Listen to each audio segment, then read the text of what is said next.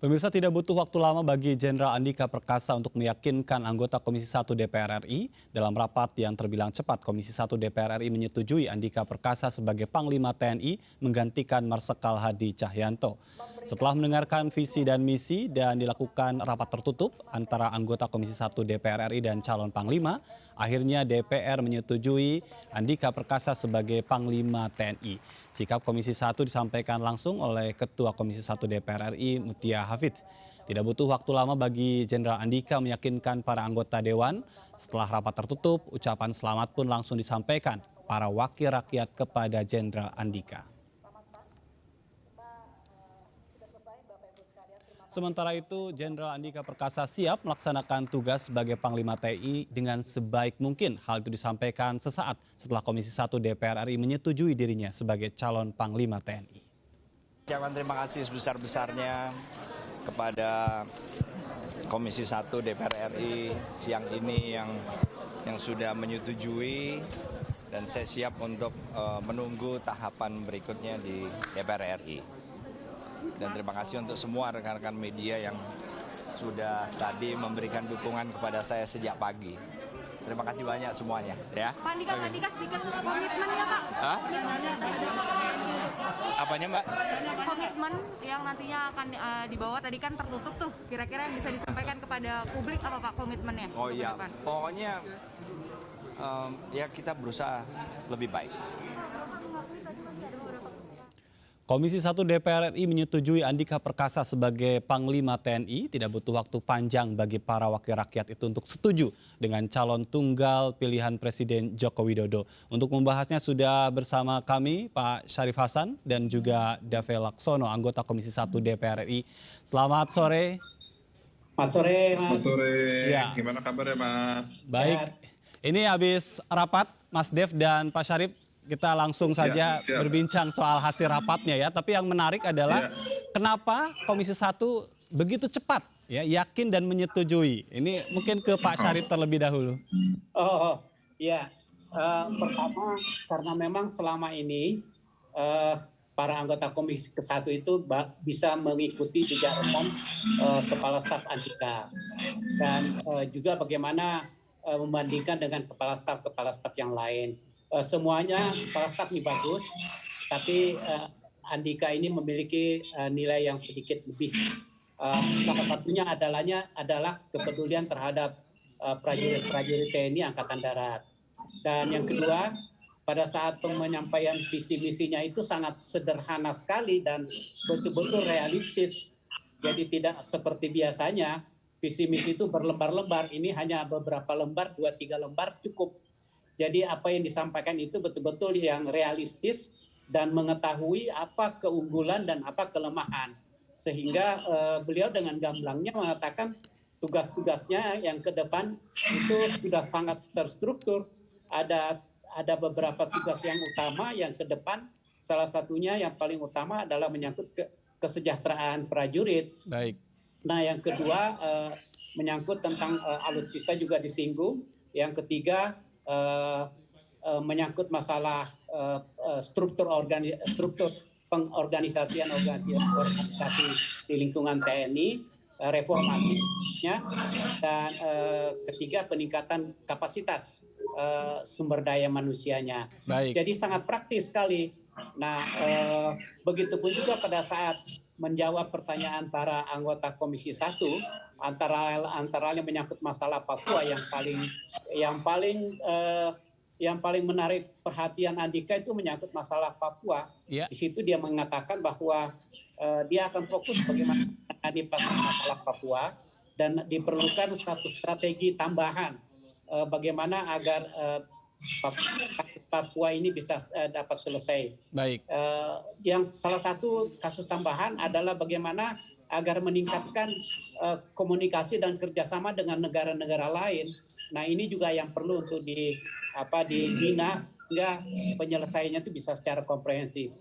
Pendekatan secara perang dengan sistem yang seperti sekarang perlu dilakukan modifikasi ataupun penerapan strategi yang berbeda, yaitu pendekatan sosial. Ya. Nah, pendekatan sosial dan pendekatan human relation ini juga menjadi salah satu strategi dari beliau.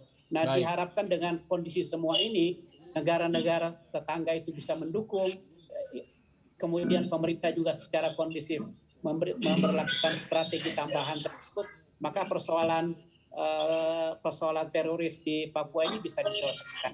Baik. Nah, begitupun Ya. juga menyangkut masalah anggaran, Iya. anggaran alutsista. Beliau tidak terlalu secara realistis mengatakan kesanggupan kita memang ya udah segini-gininya. Iya. Jadi perlu dilakukan satu improvisasi Baik. penggunaan anggaran yang betul-betul efisien, Baik. tapi betul-betul sangat produktif.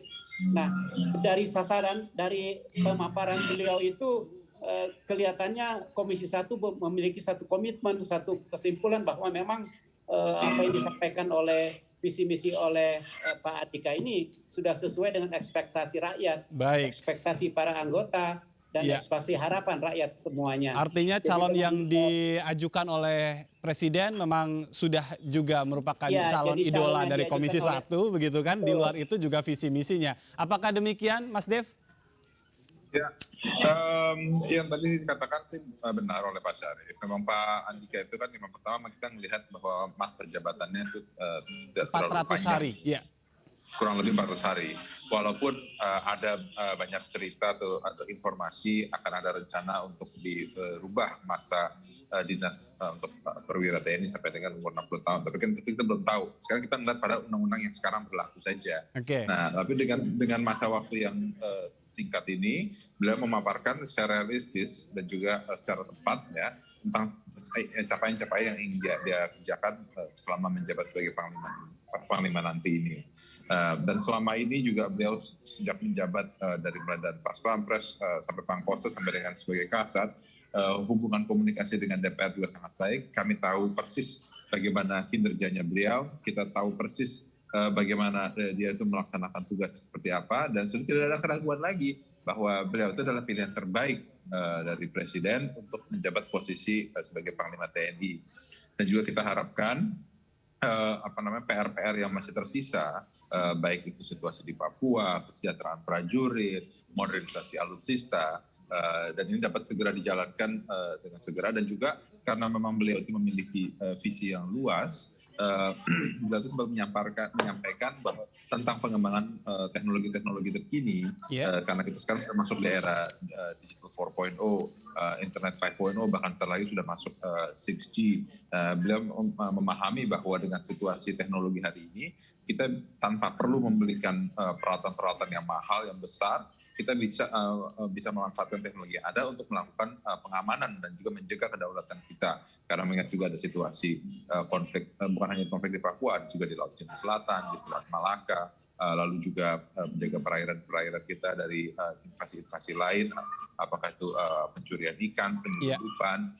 Nah, hal inilah yang menjadi tugas-tugas utama beliau untuk diselesaikan selama masa jabatannya. Baik, kita tahu memang tadi kan paparan visi misi disampaikan secara terbuka, tapi yang menarik kemudian adalah apa sih yang terjadi di dalam begitu kan? Masa nggak ada sesuatu yang dipersoalkan oleh Komisi 1 atau ditantang untuk bisa dibuktikan oleh Panglima terpilih nanti, Mas Dev? Ya, ada beberapa hal yang memang kita sempat sampaikan ya, yang sempat beredar di isu di masyarakat tentang bagaimana dengan kondisi COVID, kita harus ada refocusing sehingga ada penurunan akan daripada budget TNI. Beliau melihat bahwa itu justru jadi tantangan, bukan jadi masalah. Kita harus berpikir bagaimana kita work around it, bagaimana dengan kondisi dana yang ada, dengan teknologi yang sekarang sudah tersedia, kita bisa menghasilkan hasil yang optimal. Nah, itulah kita seperti menggunakan seperti drone ya, ataupun juga menggunakan teknologi satelit, melakukan pengamanan sehingga memonitor pergerakan ataupun juga situasi di perbatasan itu bisa dilakukan secara remote tanpa harus ada patroli langsung. Hal inilah yang perlu diperkenalkan, dan juga bagaimana meningkatkan kualitas sumber daya prajurit juga, kerjasama dengan negara-negara asing supaya kita itu saling memahami, saling mengerti sehingga fungsi deterren itu benar-benar terbentuk sehingga menghindari kemungkinan konflik nantinya.